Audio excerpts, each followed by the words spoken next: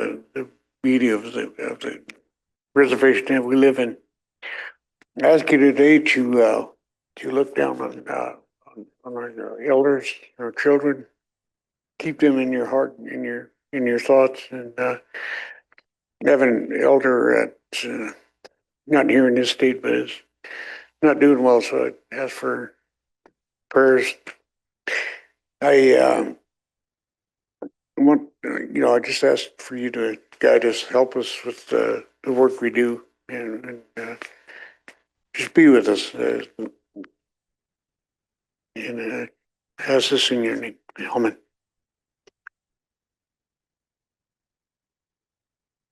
Thank you, Jimmy. Mm-hmm. We have minutes from July 29th.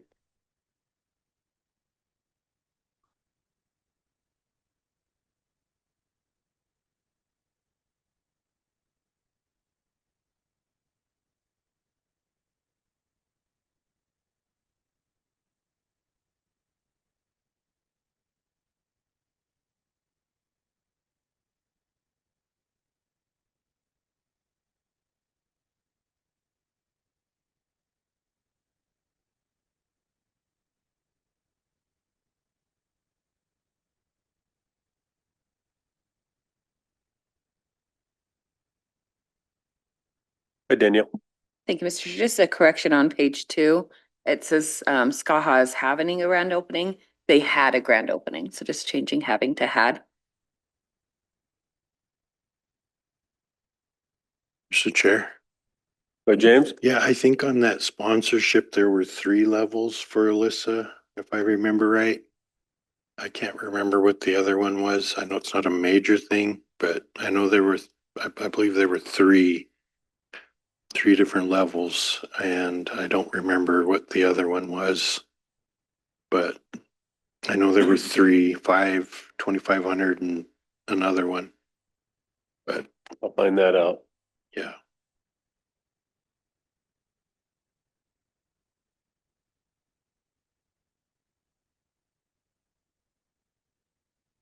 She's a descendant and said so in her information.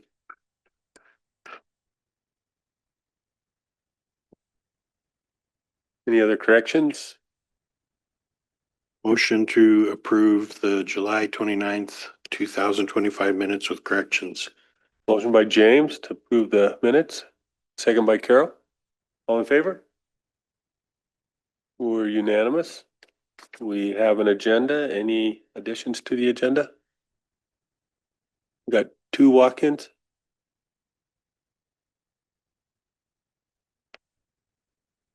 Jennifer? Yeah, I have an issue for executive.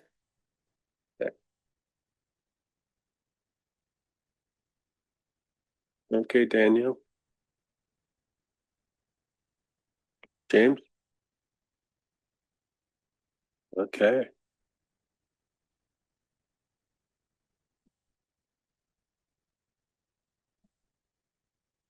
There's nothing else. I'd entertain a motion. Motion by Danielle to approve the agenda with additions. Second by Jimmy. All in favor? Unanimous. Who's our first walk-in?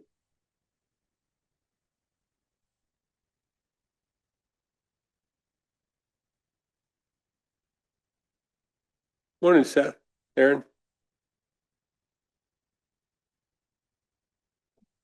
Good morning, Chairman, council members. We don't want to take much of your time. We just need to close the loop on this calling of water rights on the off reservation. And because we like to get the letters out and hopefully get enforcement going, we've been in quite a bit lately. So we're seeking council approval for the chair to sign the Rock Creek near Clinton call letter, where with Fish, Wildlife and Parks, we'd be calling approximately 28 water rights up in the upper drainage, by Phillipsburg.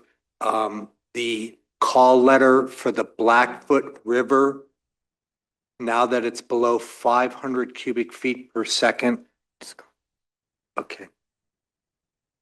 I can never run both because of my glasses. And then excuse me. We, as you know, we're not going to call the Clark Fork River this year, but I think a real positive is that a letter will go out to over 800 water right holders, warning them, not warning, but I mean, observing that you're in a call situation and we're moving towards that. So those are the three things, and we'd like to be able to get them signed this morning so we can get them mailed out with Montana Fish, Wildlife and Parks. And we, through Jennifer, transmitted the letters for your review, but they look like very much like the letters we've been sending out. And we did a field trip yesterday in the Blackfoot River near Helmville, and it's very dry up there. The tributaries are all almost at zero flow, and we're seeing water users starting to shut off water on the tributaries. So, thank you. Questions? Go ahead, Len. Thank you, Mr. Chairman. So what exactly are we telling the landowners? We're telling them the water right holders to cease using water in the Rock Creek and the Blackfoot because they're junior water right holders. And in the Clark Fork, it's more of a observation letter that you're below the in-stream flow, but we're deferring call this year. And what call is, I guess it's a term of art, but it's to enforce the water right, to protect the purpose of the tribe's water right, which is fish and wildlife. So, I wouldn't want to delude you to think that we have a heavy enforcement presence, but we're getting there. We're moving in that direction. And I'm not sure if the council's been tracking. Dorothy Bradley wrote an editorial this week. Hey, Montana DNRC, get your act together and, enforce water rights because of what's going on in the crazy mountains and things like that out east. And also now in today's paper, the DNRC is being called out in the Upper Clark Fork to enforce against 18 water rights. So with the evolving universe we see here in Montana and this laxness with water rights is, I think, kind of fading away. So the tribes coming online and enforcing in upcoming years seems very appropriate. Yeah. Okay. So that's what they say. It's a request to cease and desist use if you're junior, or in the Blackfoot to cease and desist or comply with your drought plan, which is similar. Yeah. All right, thank you, Seth. Motion to approve the letter to send, please. Motion by Carol to approve all three letters. Second by Bing. All in favor? We're unanimous. Thank you very much. Go ahead, Bing. Seth. Hey, Seth. Before you leave, yesterday, Mike and I was up in Condon yesterday. And I stopped at the store there, and the lady at the store said that people up there would like to have a meeting with you guys over this water rights issue up there.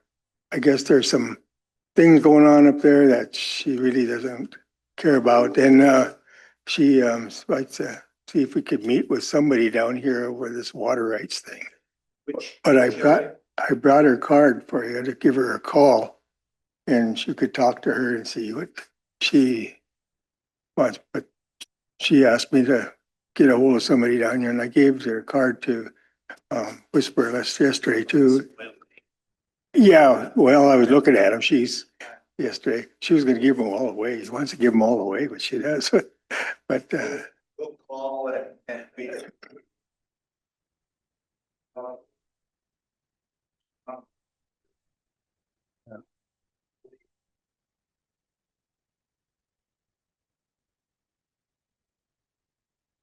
Thank you, Seth. Thank you, Aaron. thank you. Land's down here yet, but can we go in executive with legal with Dan Decker, please? We will go out of regular into executive.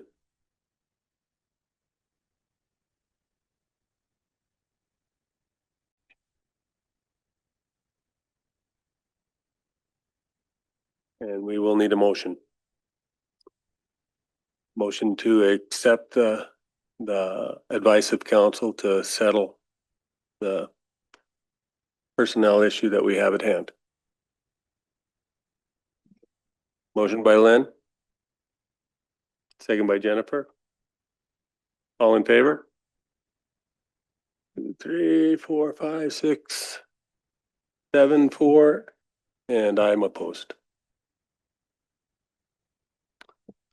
Thank you for your time. Obviously, these are tough issues and feel free to call us down and we'll come back if we need to. Thank you. Thank you for your Thank time.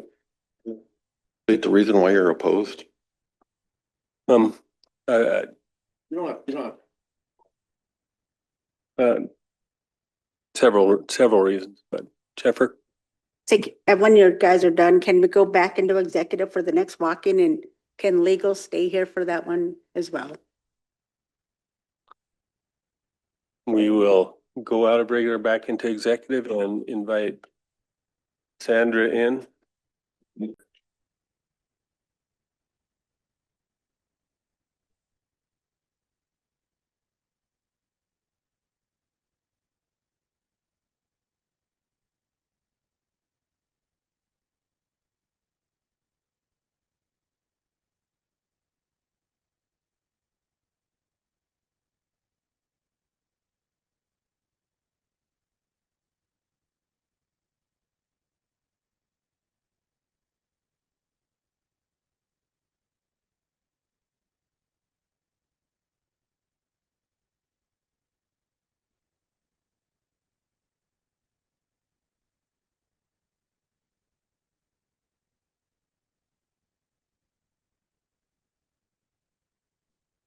Morning, John.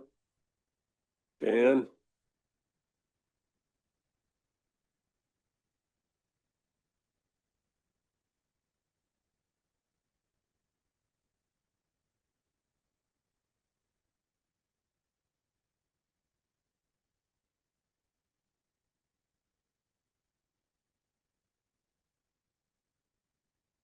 Are we set?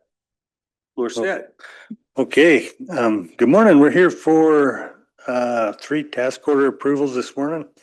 Task order 211, 213, and 214, and also modification to task order 203. So we'll start out with task order 211 and in the amount of 243,770. That it's got 9 task orders beginning on page 5. And this is for the new Dewar building site prep. And there's quite a bit of site prep out there.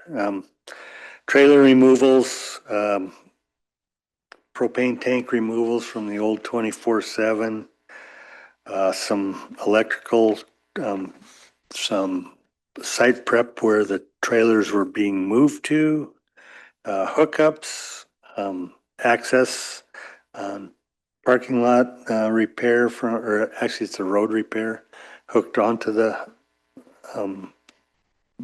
or near the site, the current site, and generator hookup from the 24/7 building that will be moved. We're looking to move that to the warming center over here in Pablo. It's a big enough generator to cover the 2 buildings, the administration building and the sleeping quarters. Go ahead, Carol. What are you doing with the trailer? The one trailer is going out to forestry and the other one is going to Dixon. Okay, yeah, I just don't want you to give them away, sell them to anybody, because we did that once before with one of the trailers we had somewhere. And it could have been a home for somebody, so that's why I was concerned that Oh. you weren't gonna just give it to the guy down in. No. So that's task order 211 in the amount of 243,770. Other questions on 211? Go ahead, Lynn. So who's actually doing the work? Let's see. Actually, the proposal document for later on. Can you use your mic, please? Could you use your mic, please, Dan? Sorry about that. The proposal section, you have the task order paperwork and then the proposal section from SKMM. It actually lists all of those in there in terms of the subcontractors that are enlisted to do this work. Okay, so are the subcontractors are all tribal member contractors? A number of them are correct.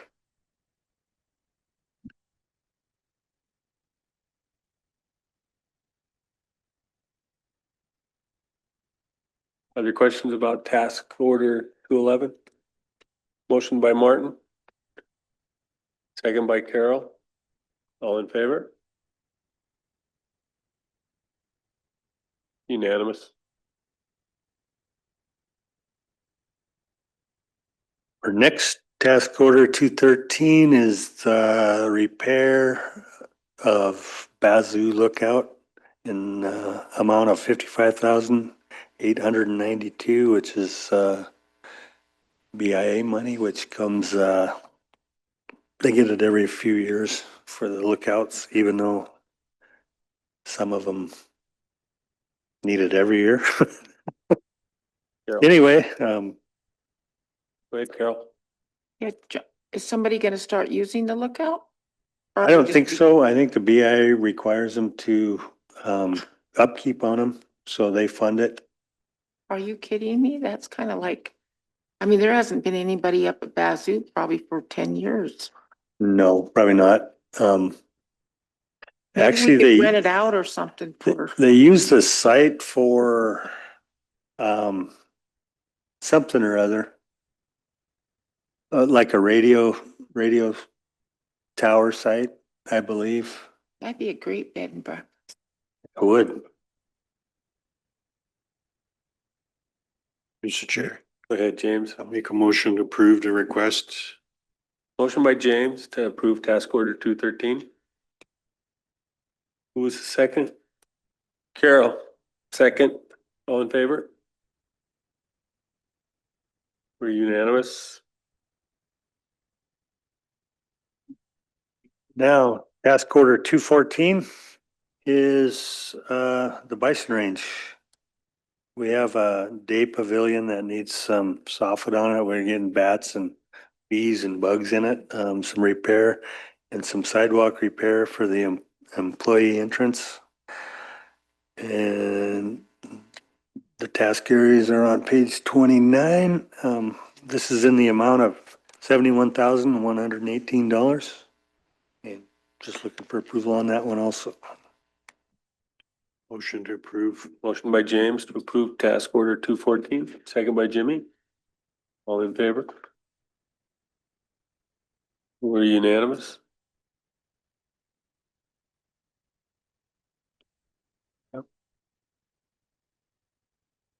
And our final request today is modification to task order 203. Is just to extend the period of performance from August 31st through September 31st. It's for the fencing out at the Kicking Horse bullpen for the safety of dams. And it's just period of performance only, no cost increase.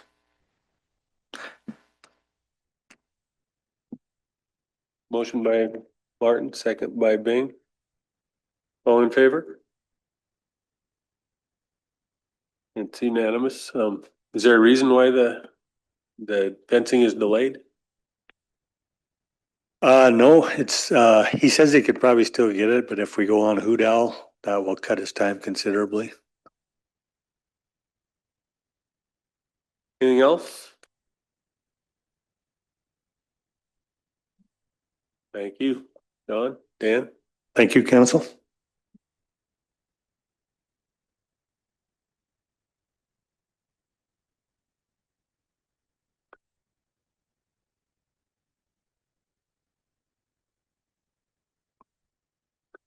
Trevor? Come on up.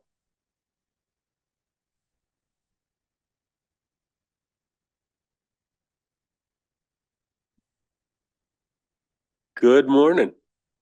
Casey, Trevor.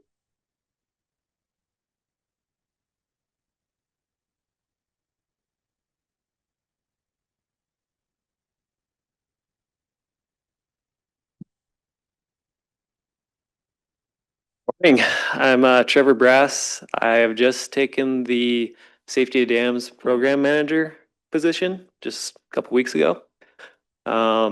Some of you know me, but my parents are Chuck and Janet Brass, and then my grandparents were Bud and Dorothy Brass, and Janine and Bob Woods. Grew up in Lone Pine, and been with Safety Dams for 8 years now. So. Just another update. Greg, just the other day had to be admitted to the hospital. Got 2 stints. That's about all I know. So he's doing okay, but we're hoping he has a good recovery on that. So brought Casey along today instead of Greg. We also have Melanie Adams with us. She's been tagging along with me. She's our summer intern for this year. She's going to Gonzaga for civil engineering, and I think she has about 1.5 years left. So, yeah. She didn't want to come up. We're here today in regards to a request to award a non-competitive negotiations agreement with RG Civil Consulting for professional construction management services and as needed services.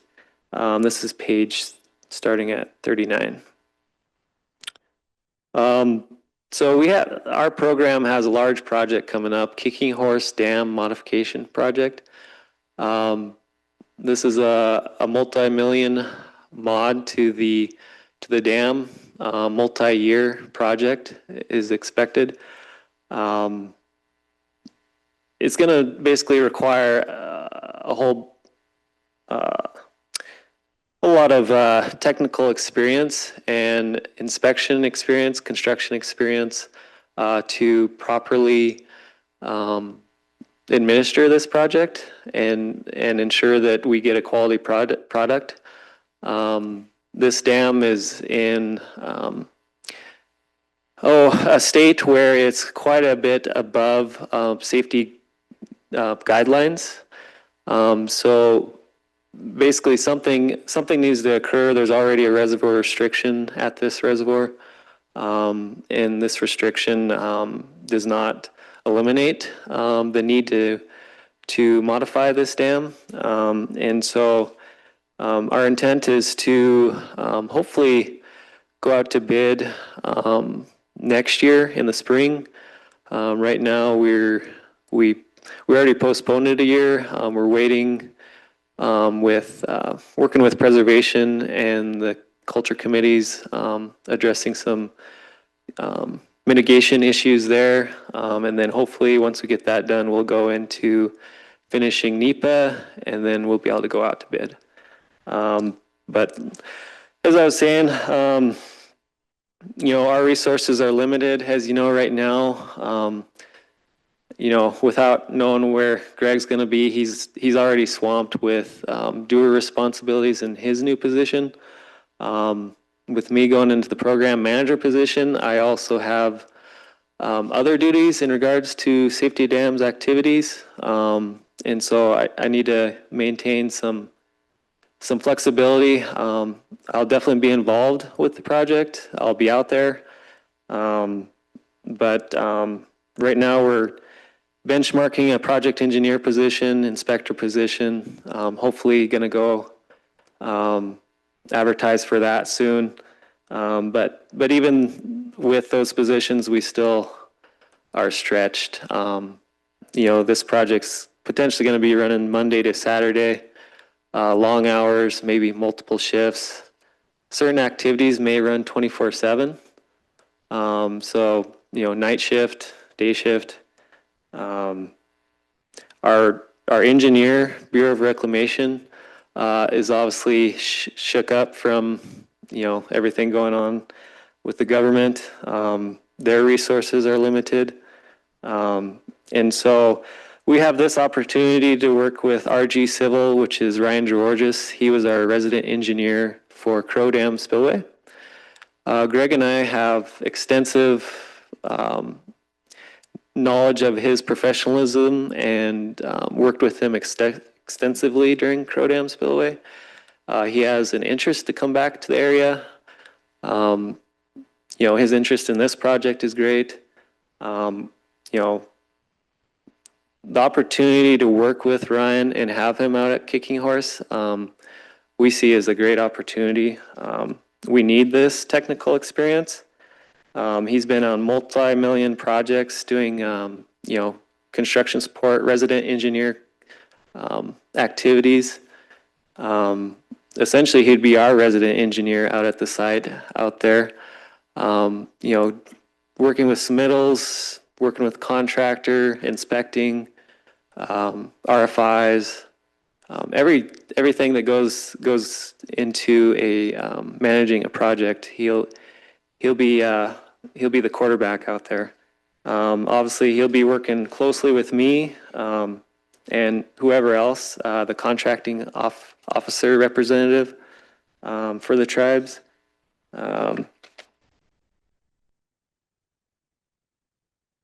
He'd be training our new hires. Hopefully, we can get some experience with new hires, but in the recent past, we've mainly just been seeing entry-level applicants, not much experience in construction, and so the ability to have him train will be great. Let's see. When he's not at Kicking Horse, we obviously have many other activities going on in between safety dams, irrigation program, restoration program. We intend to have him help on other tasks as well to meet our gaps in staffing and staffing capabilities, work capabilities.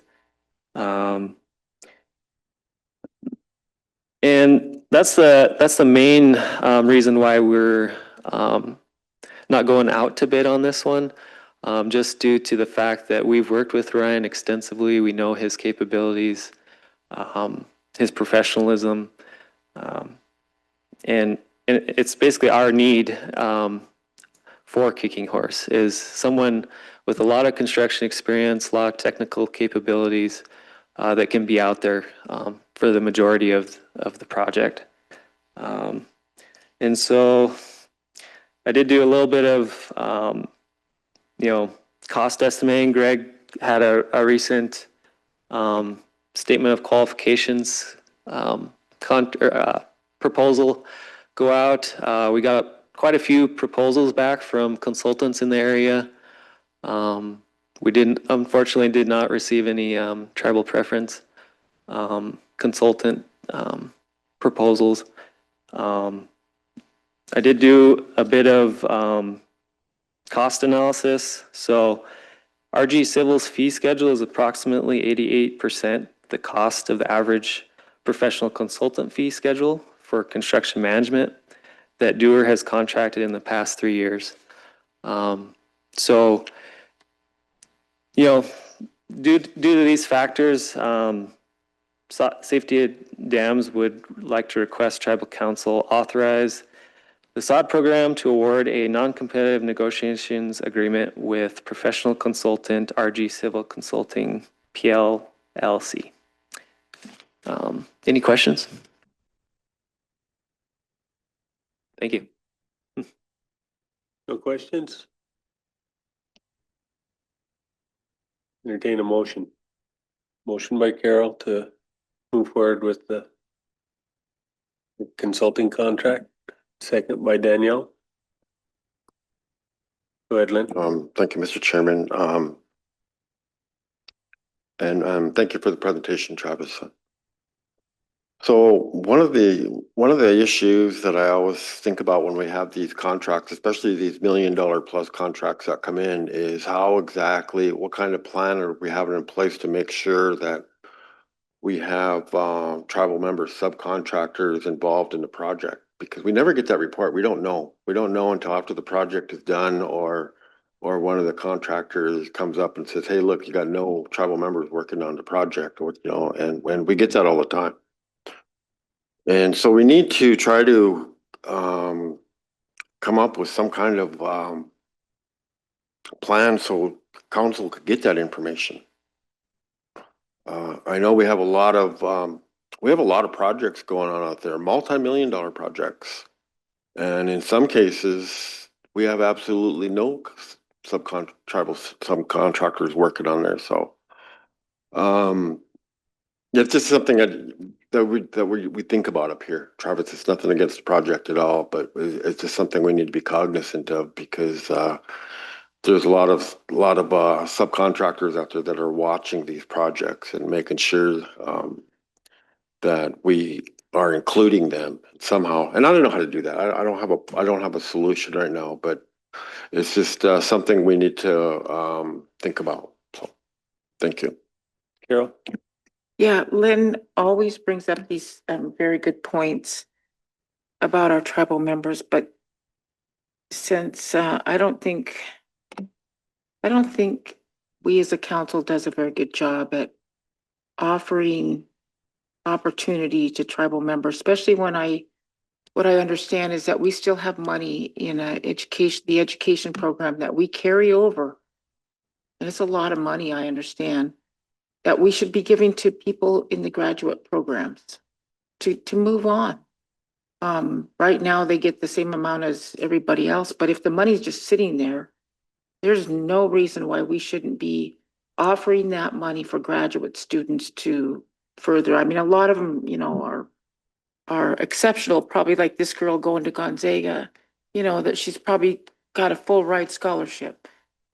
If not, she probably needs the assistance, because that's what I'm hearing from other students, that, it's not much that we get. And if it's sitting there, give it to them. Don't let that money just be carried over. I mean, I don't know, maybe I've got this all wrong. Maybe I need to understand it better. But I want to also tell you, Trevor, sorry. That there's times that you're gonna need to hire descendants, non-members. We need to have this project done to specs. And you know that as an engineer, that you can't undercut or do short, but whatever we can do to get tribal members, absolutely. But when you need to do, you need to have the qualifications. You cannot expect to get a $1.9 billion and not do the job that we need to do that'll last us way into the future. Because I don't think we're going to ever see this kind of money again. So we also have to make sure that we're spending the money in the most effective way. But we need to have the qualified people. I mean, I would love to put every tribal member on the job. But if they don't have the qualifications and the job's not done to specs, we're in major trouble. We have missed the boat here. So anyway, I'm not trying to argue with Len, because I agree with him totally. And I think you do too. You're probably trying to do everything you can to get tribal members in the job. But anyway, just keep up the good work, and just keep that in the forefront of your mind, that, yeah, tribal members, but sometimes you can't do it. So I'll always be supportive of making sure the job's done by qualified people. Thank you. Let's go ahead and take the vote. All in favor? We're unanimous. Go ahead, Casey.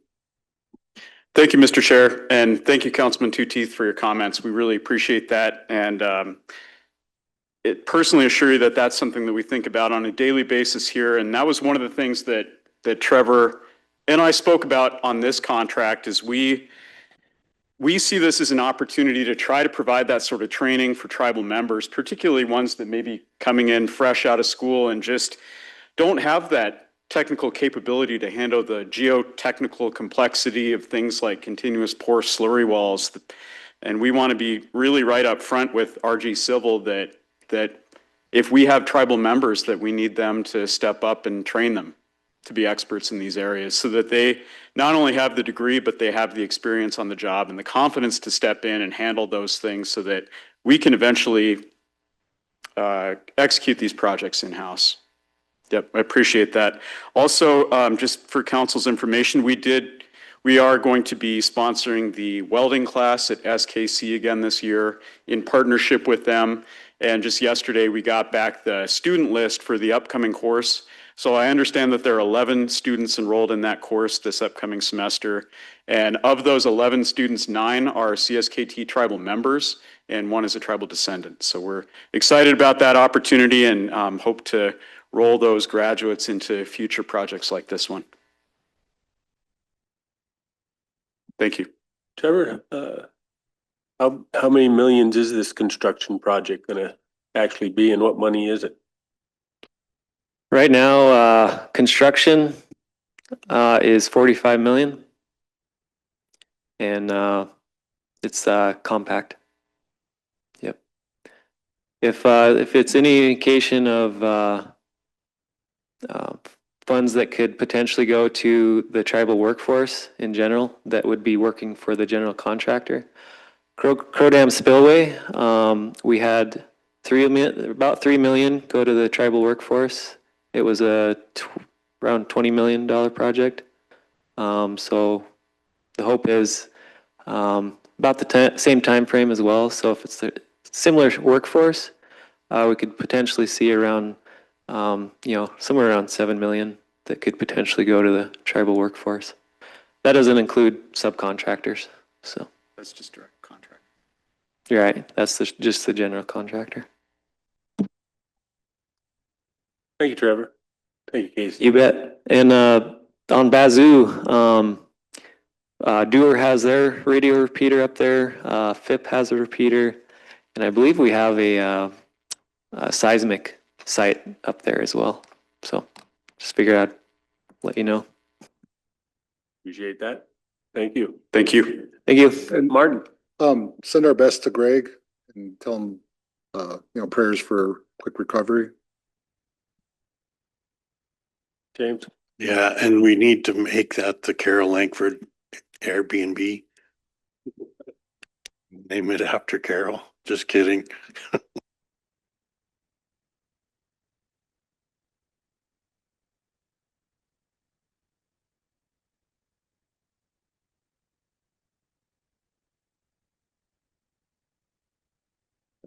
Next on the agenda is McKenna Andrew.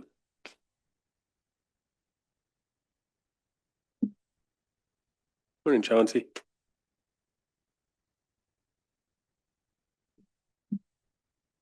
Good morning, Mr. Chair, members of council. I wanted to come up here and introduce you to McKenna Andrews.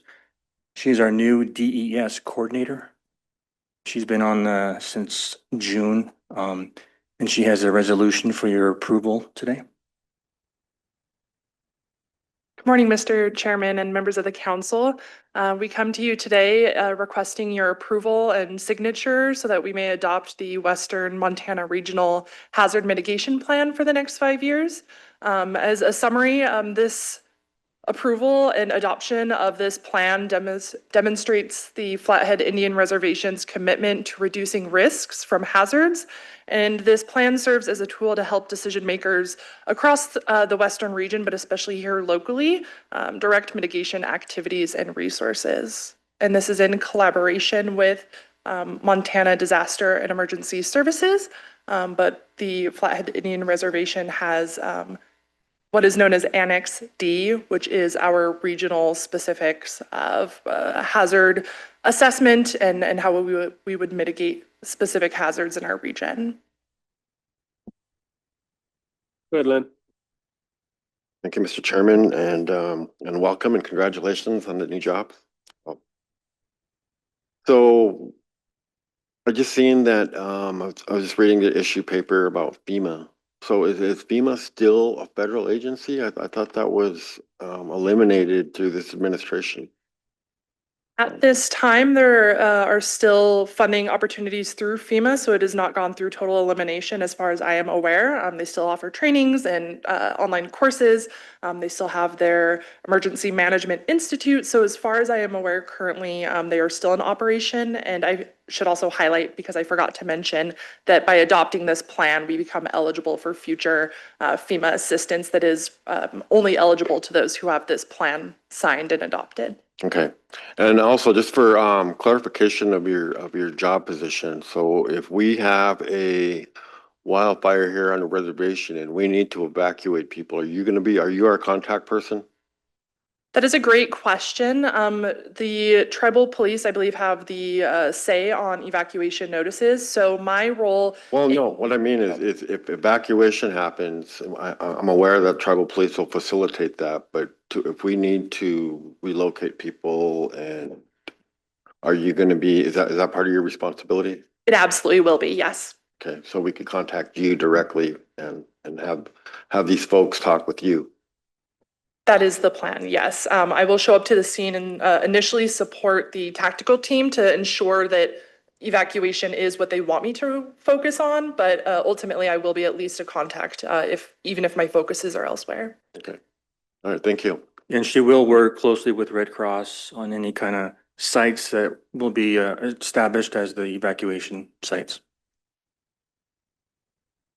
Yeah, thanks, Mr. Chair. Yeah, thank you for answering that question and welcome to the position. One thing I'm kind of wondering is if, we have those rail cars that come across the reservation, one of those spills into the landscape or the waterways, what does this plan address something like that? What, can you elaborate about that? Yes, most definitely. So the current hazard mitigation plan, it's roughly 456 pages in depth. So it goes through every type of hazard that we could anticipate or that we have anticipated in the past. And the steps very briefly on how we would achieve that. The tribe ourselves, we have a local emergency operations plan that would come as a priority to this hazard mitigation plan in the event of response. So this hazard mitigation is planning, and then we locally have an operations plan that we would follow as we're responding to something like that. But absolutely, railroad derailment is top of mind. Anything regarding chemical spills and how we would respond is outlined in these types of documents. Can you give me a copy of it as well? Most definitely. That'd be appreciated. Thank you. I will mention, since I referenced our emergency operations plan, as far as I'm aware, the last time this document was updated was 2010. There might be a floating copy from 2017, but it is now my newest priority to be updating that document for the newest tribal council election so that we have an updated copy starting in 2026 and then moving forward every 2 years. Sounds good. James? Motion? Motion by James Yeah, to motion to approve. adopt the 2024 Montana Western Region Hazard Mitigation Plan. Second by Martin. All in favor? We're unanimous. Thank you, McKenna, and welcome. Welcome to the job. Yeah, thank you. I also wanted to introduce our intern, Caitlin Troy. She is an environmental science major at the University of Texas in Austin. She's a descendant. She's been working with us for a couple of months and she goes back to school as a junior in August. Welcome. Sure. You're on the hot seat now.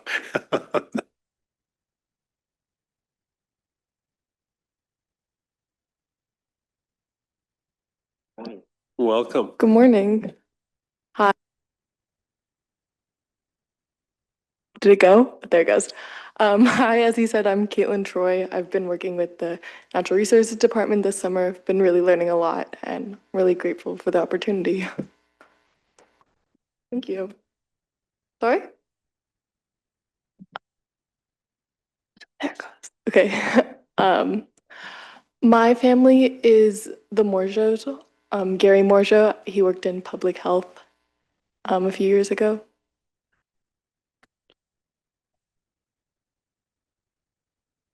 Well, thank you. Thank you. Have a good day. You guys have a great day too.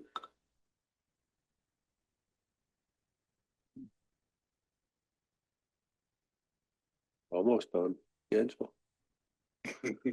Chuck. Good morning.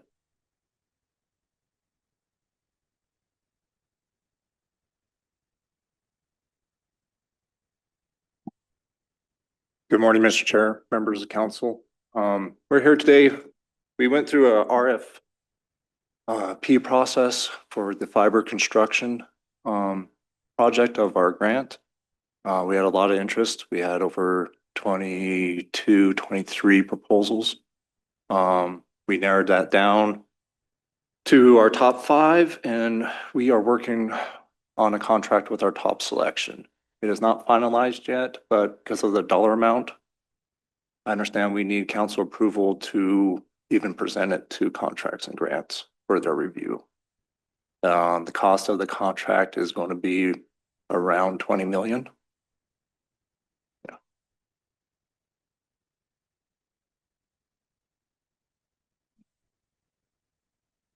Like I said, the contract is in legal and being negotiated with our, it's actually TICOM, Turtle Island Tribal Preference Company. So it's not finalized yet. Carol? Yeah, you went through the contracts. How many did you receive? I mean, how many, not awards, but how many people applied, I guess? It was roughly 22, 23 proposals. Wow. Yeah. And this looked like the best? The best one, yes, price wise, technical approach. They followed the EA pretty well. They did offer some options for us. They have a very knowledgeable A&E team, so the engineering is going to be on point. So is this the towers?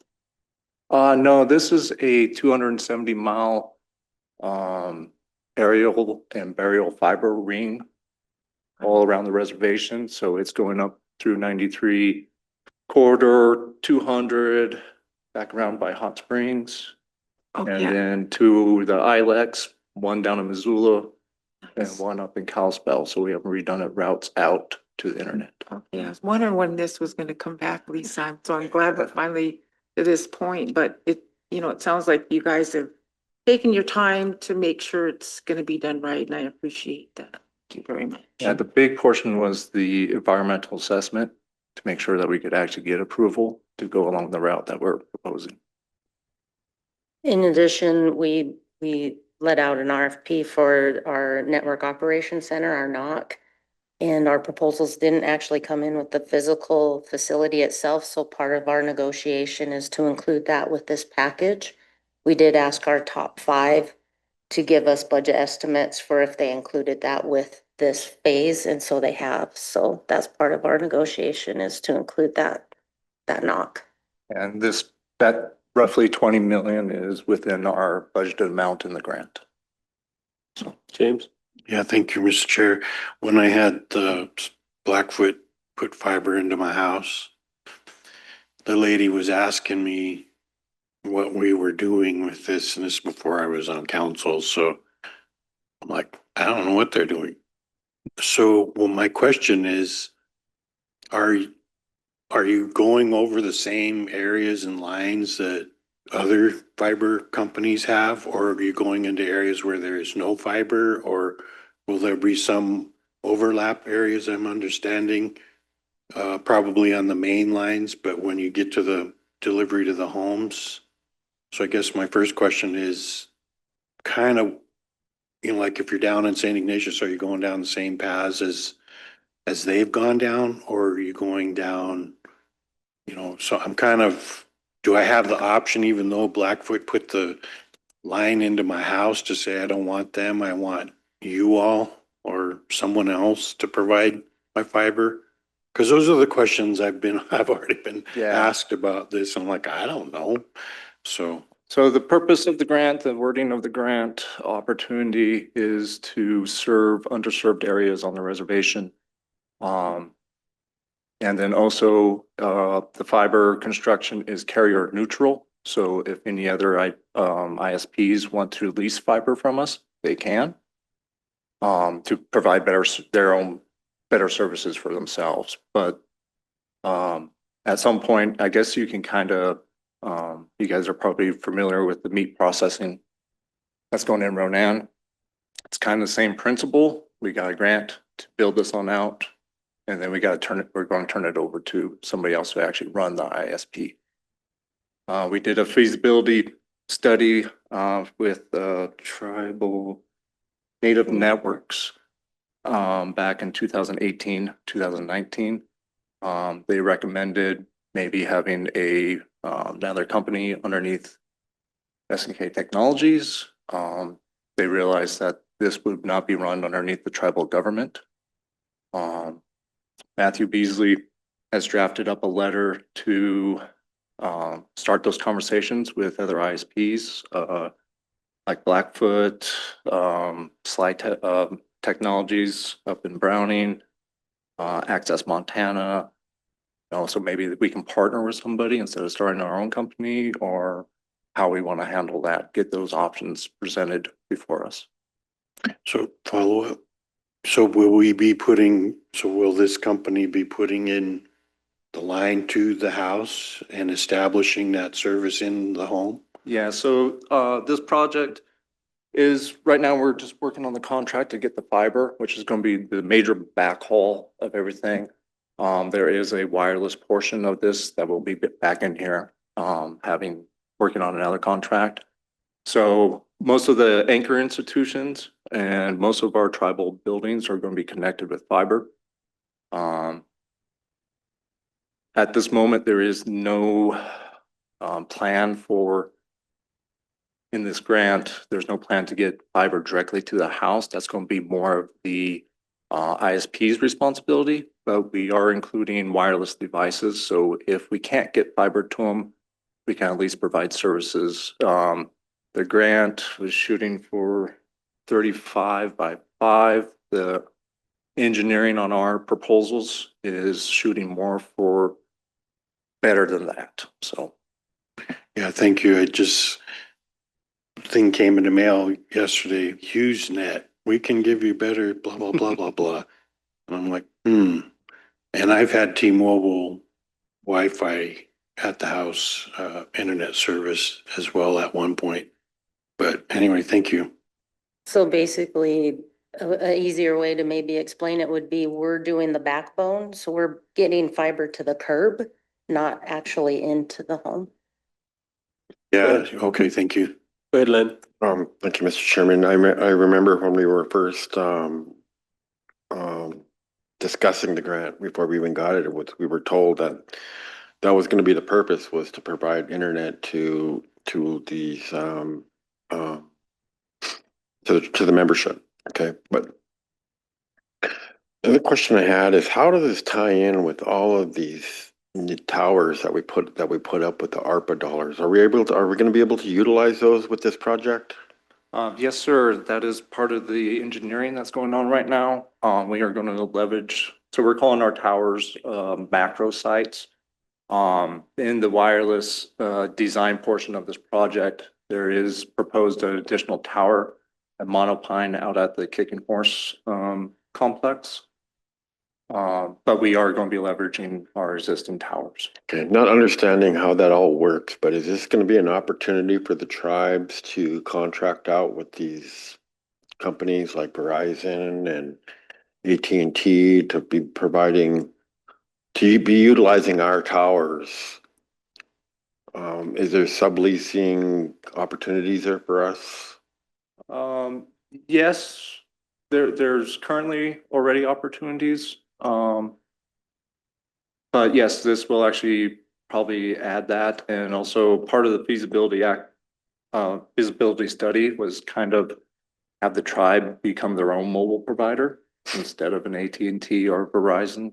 Here on the res, we would have our own, if we refer back to that feasibility.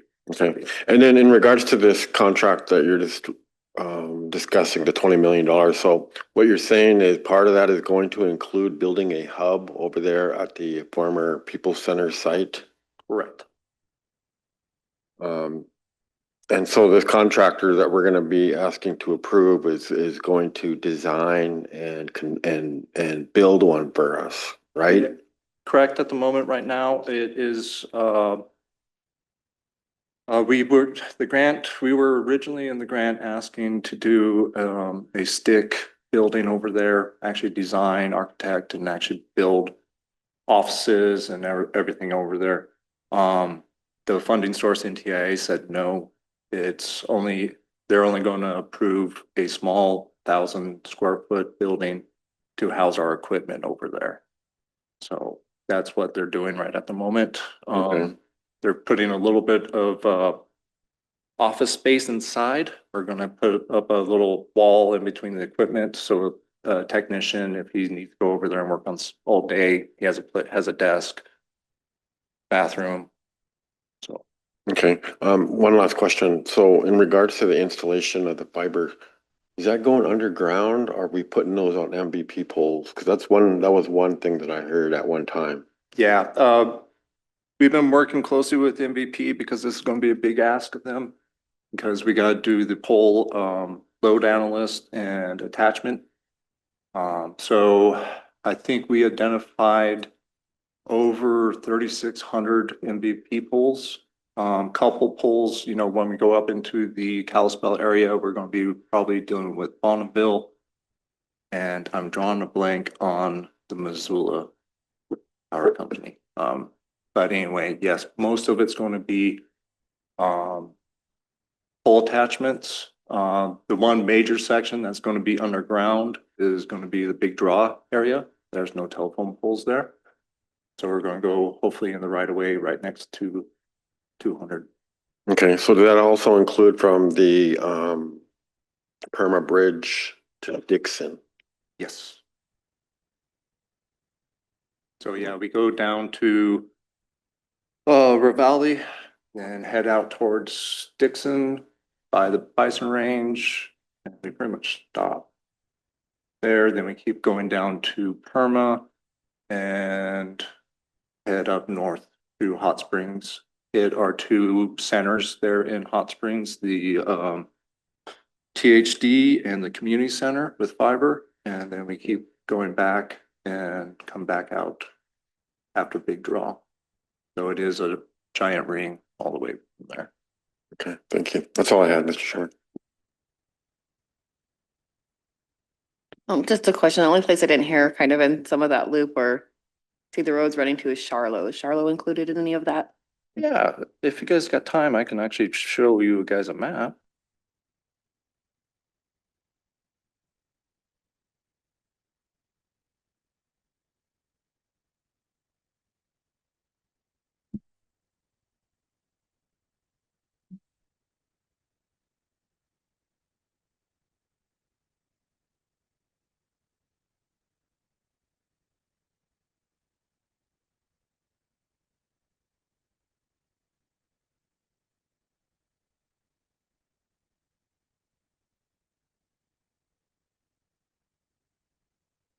Are you guys able to see this on your monitors?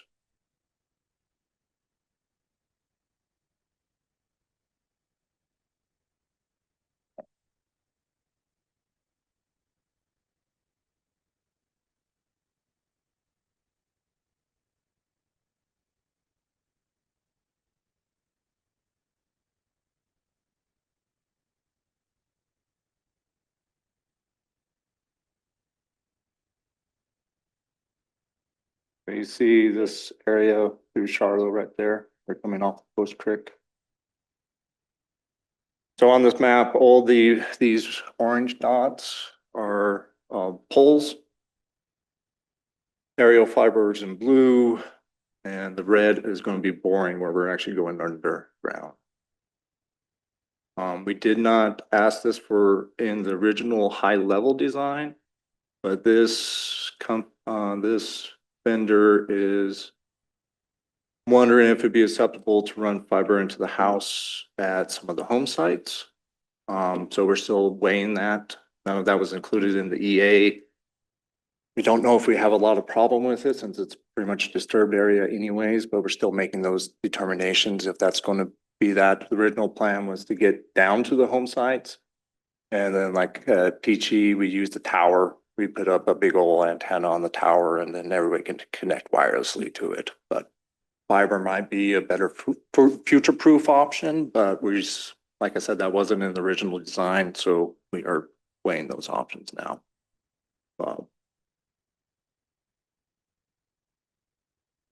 Carol?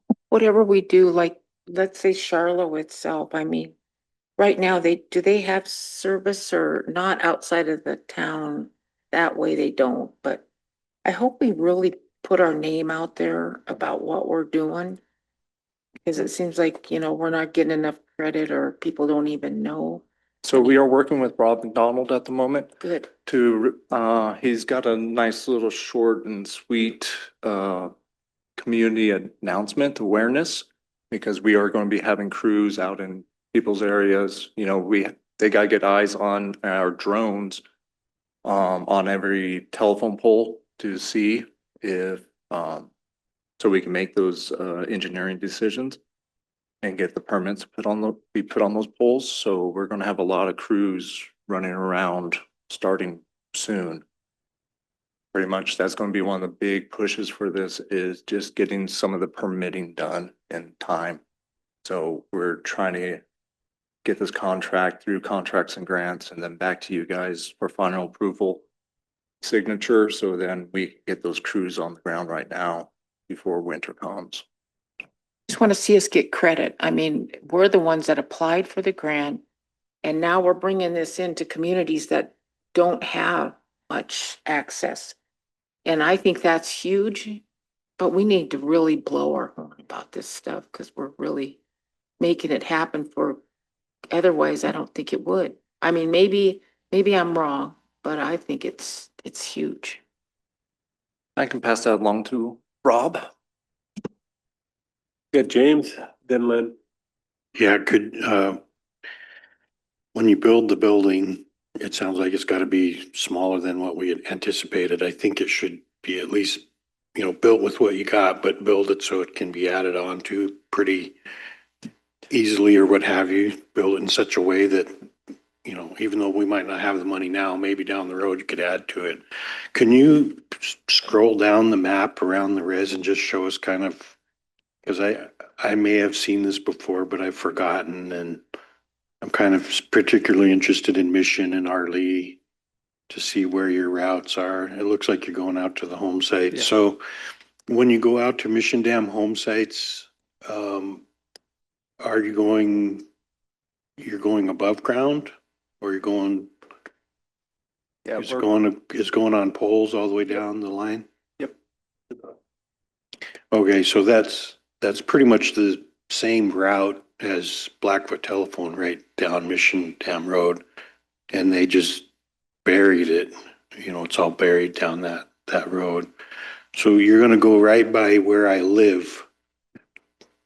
Okay. And I want to get after you get the contracts done and all that, then I talk to your ISP, they would be the one to bring from the line to the house, correct? Correct. Or if you set up a Wi-Fi, I'm assuming on the tower, the water tower there and home sites, probably put not a receiver, but a transmitter of some sort to be able to do Wi-Fi or over the air type of internet. Yeah, part of the in the proposal for the wireless one, we did ask them to include up to 1,000 UE devices, which is end user, which at least would give the ISP a good start of having a lot of that equipment procured already. So, and then you said you were also looking at the Arlee area. Yeah, Arlee, just kind of general across the whole res, if you could do a quick just around to see where where everything's going. So yeah, we're picking up tribal health. We're gonna have actually we're calling them a remote HUD. So because of the length of this fiber, we're going to have to relight it at some point. There are restrictions on how far you can send light down these without regenerating it. So I believe there's 9 spots here, 10 including if the Pablo People Center hub. So we're going to have a little small shelter here. It's not going to be the 12 by 40 or 1,000 square foot option. They're going to be very small. Trying to leverage tribally owned lands already. There's going to be a couple places in here that we're going to be having to go underground. And so you see that little red right there, that's going to have to be underground underneath that road. Then we go down here. You spur out, hit the community center, come back on down, ECS's and all, the ECS building right there. Chuck, is the hub gonna be right by that water tower? Yes, that's where it is proposed at the moment. Then you got a question? Is there gonna be, And I remember, a year or two ago, we were talking about the, B property between Dixon and, or between Rebay and Magpie, where the guy constructed the house up on top there. And I was just kind of curious, once we get this infrastructure in place, and since it's a federal grant, are we legally compelled to provide services to that landowner? Don't know the answer to that. Yeah, just something to think about. I doubt it, to tell you the truth, but I don't know that. How about Rainbow Lake? Rainbow Lake.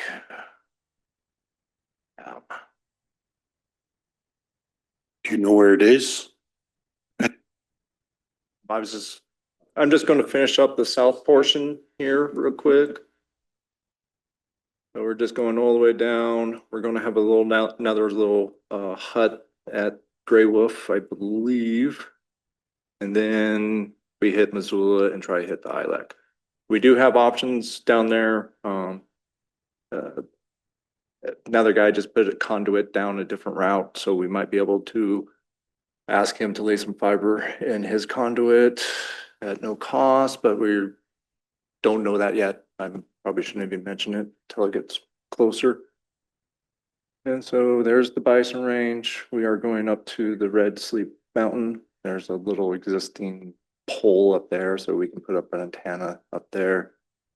We go through Dixon. Like I said, we go out up to Moe's Bison Range, hit Dixon, come up here to Perma, Camas Prairie, all the way through here, Hot Springs, and we're hitting our Tribal Health Senior Center there.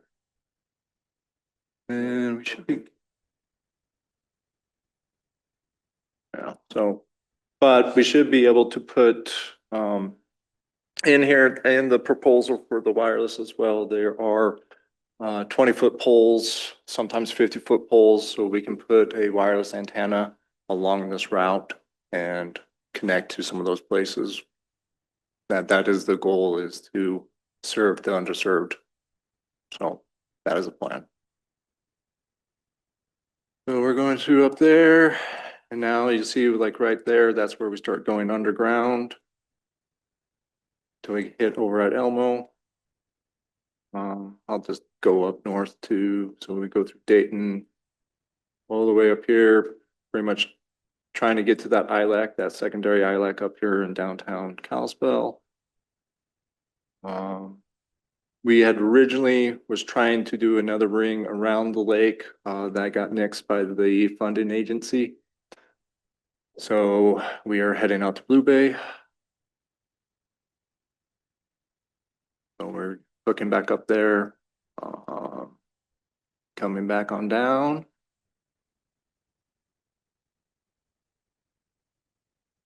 Point. And we're coming back this way to hit, spurring off and hitting the home side out there by Turtle Lake. Going back in there. And the tribe, the retreat and the Flathead Lake Inn were not ours or not purchased when the high level, so we're asking them to include those on there now, pick that on up, like I said, that and the casino and the processing plant. We are running up and hitting SK Technologies. Water Quality Lab. Then out here. Then we come right down 93. And then in Pablo, we spur off in quite a few different places. We hit the Elder Services, Pablo TLC, the home sites 2 and 3.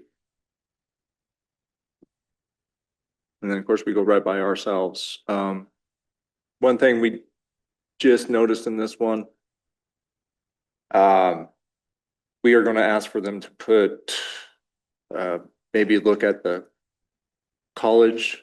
I don't know, maybe that was just for the ISP to, we do have tribal conduit underneath 93 where we could put fiber across. So that shouldn't be a big ask. We hit the DCS out here. Then we spur all the way out here to this MVP substation out here. And then that's when we actually pick up our fiber going to the tower up at Oliver. So we'll pick that up and then we won't have to lease that from Access Montana anymore. So, and then everything else, all the fiber going up to the towers is already, we have dark fiber there. We just need to pick it up somehow. So we'll do that. We jump out to fire control, down old 93, then we hit into Ronan, and so that's pretty much the route. And this is the backhaul of all the communications, and it's going to be, we're going to hit those acre institutions with pretty much fiber if we can.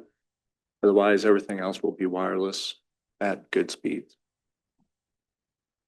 James? Yeah, and just real quick, when we renegotiated those lines, the power lines, the main lines, BPA lines and Hot Springs lines, didn't we get dark fiber as part of those, Len? Yeah, on the BPA lines, we have access to dark fiber on those, the BPA lines. That was part of those negotiations 20 years ago. Okay, So I don't know what that looks like, but anyway. Yeah, we can take a look at that. If it's just a pair of dark fiber, that's really not gonna, the fiber that we're putting in on the main is 144 count. So 144 pairs, so. So I don't know what the size of it is, but something to ask about. Yeah, I'll definitely throw that along to the engineer. Motion by James to move forward with the $20 million. Second by Carol, the $20 million contract for putting in the fiber ring. All in favor? Unanimous with Jimmy out of the room? Thank you. All right, thank you, appreciate it.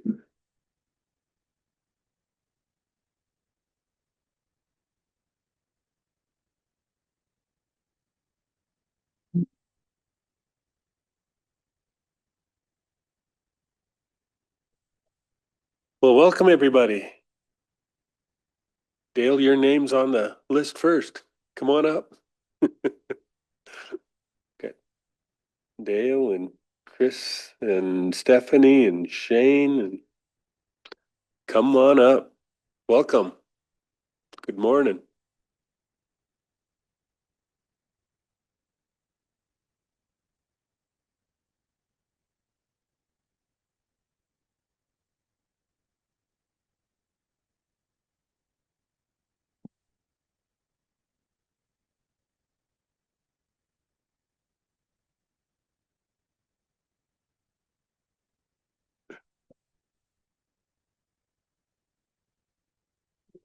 Gotta turn it on, Dale.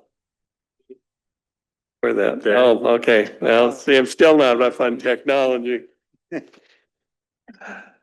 Well, I will talk in a bit, but I'll turn the mic over to Chris. Many of you may know Chris. I've known him for about 1 million years, I think. He was an instructor of mine in graduate school, and he actually did his PhD dissertation on grizzly bears up here, but and then served as a grizzly bear coordinator for the U.S. Fish and Wildlife Service for 35 years. And we worked a lot with him. He helped tribal wildlife program a lot over the years with shooting us some equipment and helping us funding, letters of support, well, you name it, on projects we were working on with grizzly bears. So I'll turn the show over to Chris for a bit. Thank you, Dale. It's always a pleasure and an honor to be up here and to be before the council. And as Dale said, I did my PhD trapping and tracking grizzly bears up here on the west slope of the Missions. And that was a long time ago. That was probably 40 plus years ago. And that work was supported by the tribe. And so good to be partners with the tribe on many issues since then. So today we'd like to present an award from the Montana Wildlife Federation, which is Montana's oldest and most effective wildlife conservation organization. We were started in 1936, which may not mean much to this esteemed audience, but we're proud of our long history and our track record of speaking up for wildlife in Montana. At every legislative session, the Montana Wildlife Federation recognizes champions in Helena, and one party member from each chamber is named Montana Wildlife Federation's Legislator of the Year. And for 2025, we're happy to announce that from the Democratic Party in the upper chamber, Senator Shane Morajo is the well-deserved recipient. Currently representing District 50, which includes Northwest Missoula and across Evero to Frenchtown, Senator Morajo has been a staunch champion of conservation, public access, and fair chase hunting and fishing in Montana. His role as minority whip in the Senate, it's hard to overstate the influence he's had on the sessions in Helena and all the good and great things that he has produced for Montana and as a representative. The hard-fought victory led by Senator Morajo to finally establish Indigenous Peoples Day as a state holiday in Montana was something that we cheered, but the senator's well-publicized efforts related to fish and wildlife, habitat access, and our Montana way of life are really important to highlight. Not only is his voting record flawless on issues related to conservation, but he was one of the only voices of reason in many of these bill discussions in the legislature. Always willing to speak up and carry good bills to the floor, he's always been willing to do the right thing. This isn't surprising. As a sportsman and a father, a native Montanan, and a proud member of the CSKT tribe, it's clear that Senator Morajo acts not only in the best interests of his constituents, but also in the future of our natural resources and our outdoor heritage and the needs and actions of the tribe. For example, we were happy to work with the senator behind the scenes to swiftly defeat HB 216, which insulted tribal rights and threatened the privilege, not the right, of hunting on the Flathead Reservation, enjoyed by non-tribal members, by trying to unconstitutionally force the ability for non-tribal members to hunt on their own lands within the reservation. While we respect private landowner rights, we want the senator and all the tribes, and certainly the members of the council, to know that we in the Montana Wildlife Federation will always have your back on this issue. Tribal rights supersede non-tribal private property rights. Full stop. As Vice Chair of the Senate Natural Resources Committee, Senator Morajo repeatedly defended our state's most treasured resources, including clean air, water, wildlands, and wildlife habitat. He was often outvoted, but he always said the right thing. As a vocal member of the Senate Fish and Game Committee, the senator single-handedly saved a bill to boost funding for upland game habitat and hunting access. He successfully defended the option for a lottery on statewide tags rather than simply a play-for-pay auction model. He stood up in favor of incentivizing non-residents to open public access and continued to vote in favor of this, even as it came from there were efforts to overturn that. Finally, on the Senate Finance and Claims, he helped see through passage of HB 932, representing what is likely the largest investment in wildlife habitat in Montana. Senator Morajo spoke up when others were silent. He made the points that needed to be made. He is consistent and reliable. He moved the needle in tangible ways, both for his committee assignments and with his influence in the legislature. And for that, the Montana Wildlife Federation is forever grateful and pleased to present Senator Morajo with this well-deserved recognition of the 2025 Legislator of the Year Award.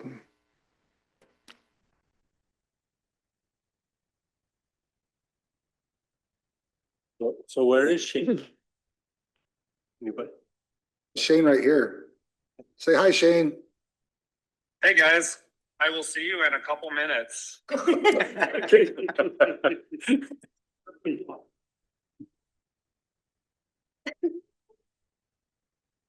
Stuck in We'll hold off on that presentation for a few then.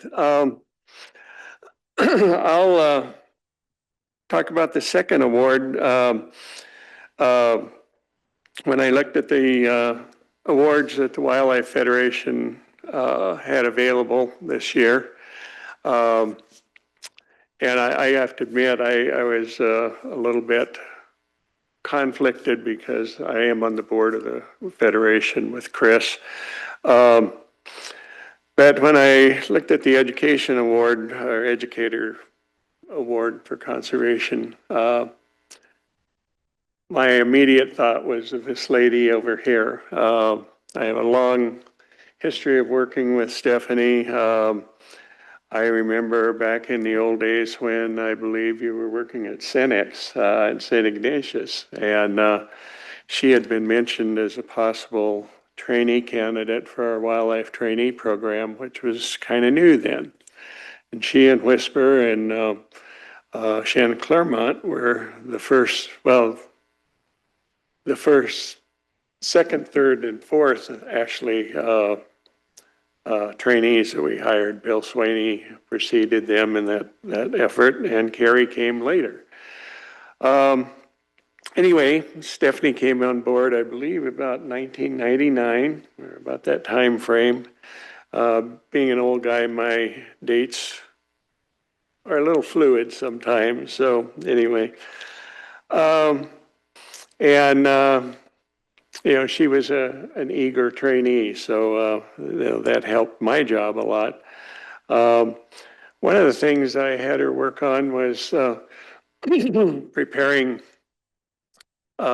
information and for the program, and then also making presentations. And being current moms of little school folks, she and Whisper both could still talk kid, where my skills were sort of starting to wane a bit. I had teenagers, so I was in a different phase of life that my wife and I somehow survived.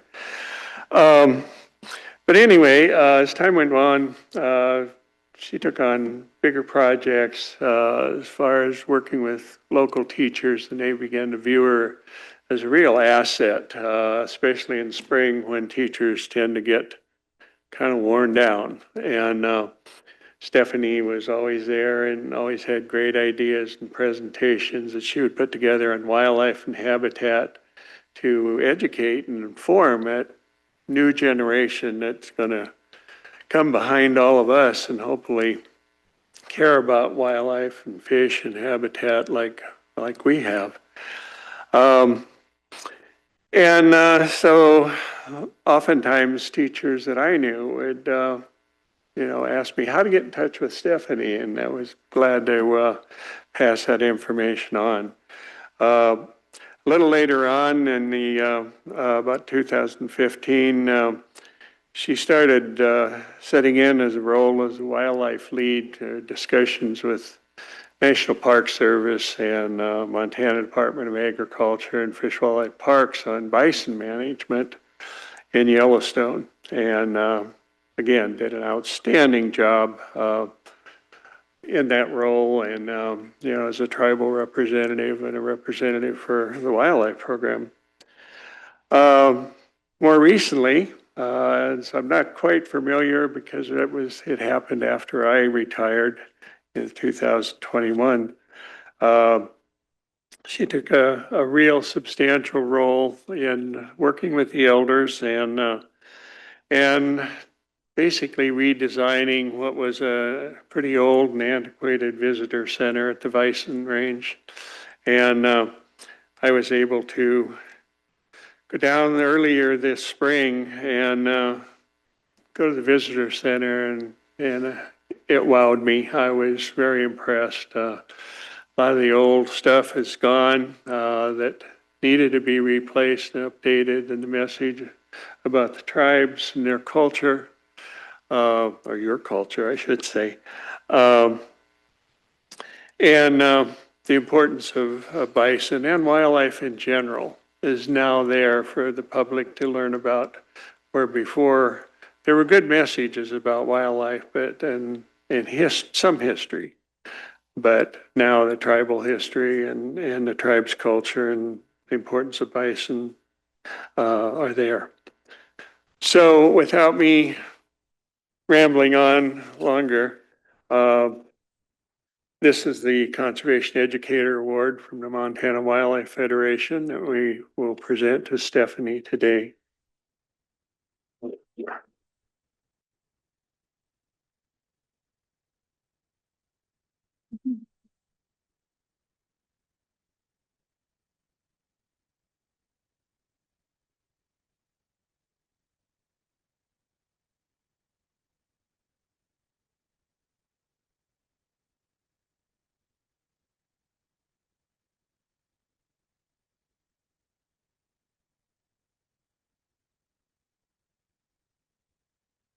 Oh.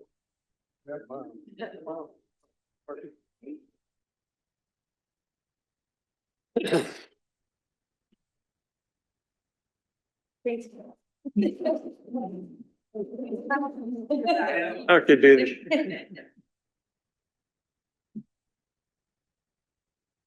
I guess we can present the plaque to Shane since he got here. All right. There you go. I understand the traffic too, since I had to drive up. Come on up, Shane.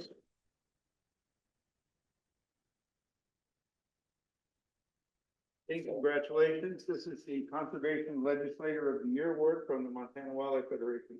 And for all the good things you've done for so many years and hopefully will continue to do. So let's get some pictures here.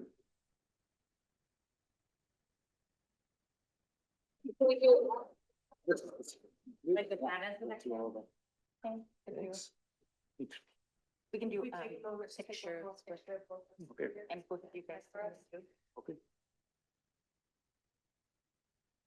That's not finished. Congratulations.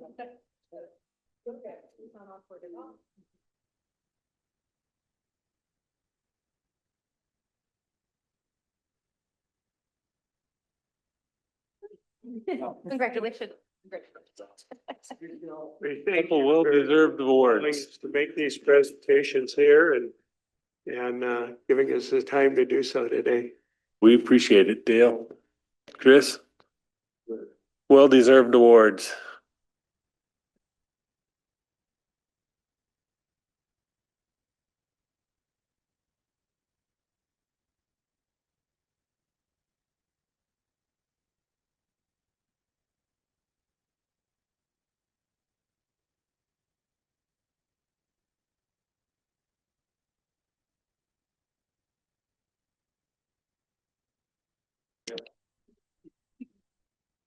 Mr. Chair.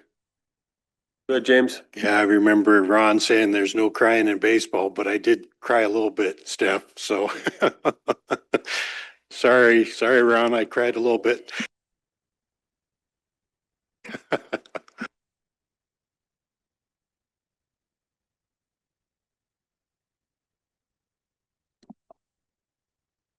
I just want to say how proud I am of our tribal members. And my words just went away from me, but Steph and Shane, just thank you for your work for all of us, for our community and for our people. And thank you for honoring them. You know, we are honored, we're proud, and as Ron said in a council meeting years ago, there's no crying in baseball, but we're not in baseball right now, so. Anyway, Lemlemsh. Well done. Any other? I also want to mention Chris Servine. I've heard that name a million times. I used to work in the Fish and Wildlife program over across the street when we were way back in the day. I don't know, it was probably not early nineties, maybe late eighties. And so, yeah, and of course, Dale, you are always a part of our family, but congratulations to both Shane and Stephanie. You guys make us look good. Thank you very much. I appreciate your hard work. Thank everybody for coming to see the awards. Good job. Good job.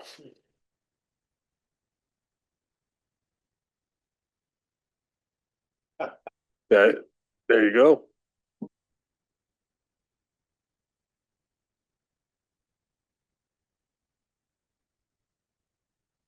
Good And then morning, if we Jesse. could go into executive. We will go out of regular into executive.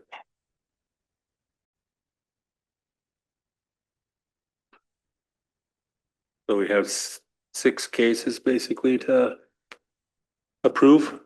Correct.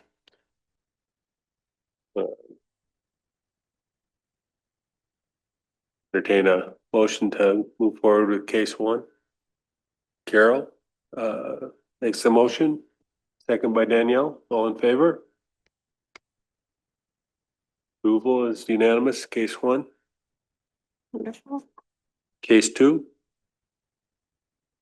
Motion by Martin, second by Jennifer. All in favor? Unanimous. Case 3 and 4 we can do together. They're basically the same question. Correct. Danielle. Motion by Danielle, second by Carol. All in favor?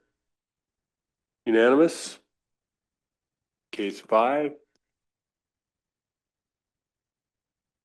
Motion by Martin, second by Jimmy. All in favor? Unanimous. And the change of blood quantum in case 6. Motion by Danielle, second by Jennifer. All in favor? We're good. Wonderful. Thank you guys for your time. Thank you. And with that, we will go out of regular back into executive.